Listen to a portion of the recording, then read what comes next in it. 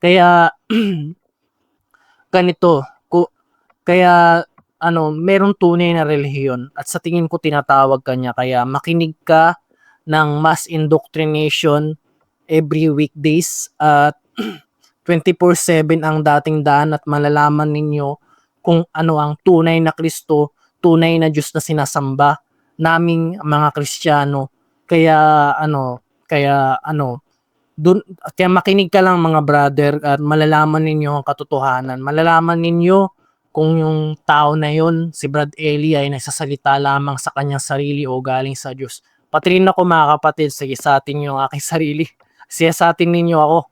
Okay, kung sa Diyos ba o hindi ang sinasabi ko. Kasi yung mga sinasabi ko galing din naman kay Bro Eli, di ko naman din maintindihan kung hindi papaliwanag ni Brother Eli, okay?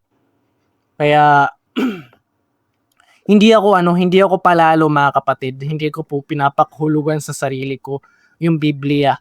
Kasi nasusulat din naman na bawal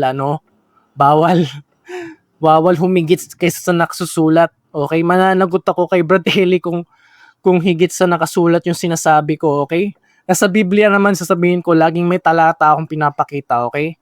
Nababasa sa unang Korinto 4:6, ang mga bagay nga ito, mga kapatid, na inayan niyo ko sa halimbawa sa aking sarili kay Apollos dahil sa inyo, upang sa amin ay matuto kayo na huwag maghigit sa mga bagay na nasusulat, upang ang sino man sa inyo ay magpagpalalo laban sa isa. Kasi pagpapalalo yung dinadagdagan ko yung salita ng Diyos. Kasi hindi ko naman naunawaan kung hindi ipaliwanag ni Brad Eli. Kaya kay Brad Eli ko kinukuha yung mga reference ng talata na ito. Kaya wag po niyo akong pagbintangan, okay?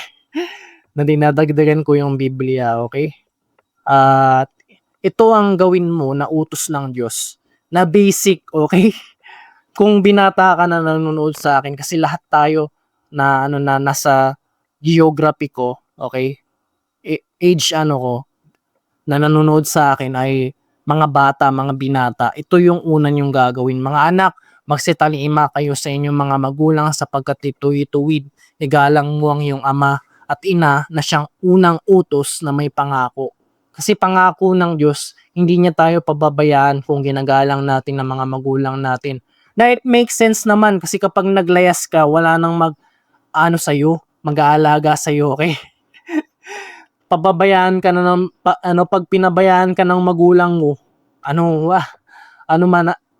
bali lumayas ka, ay wala, hindi mangyayari sa iyo yung pangako ng Diyos na hindi kita pababayaan.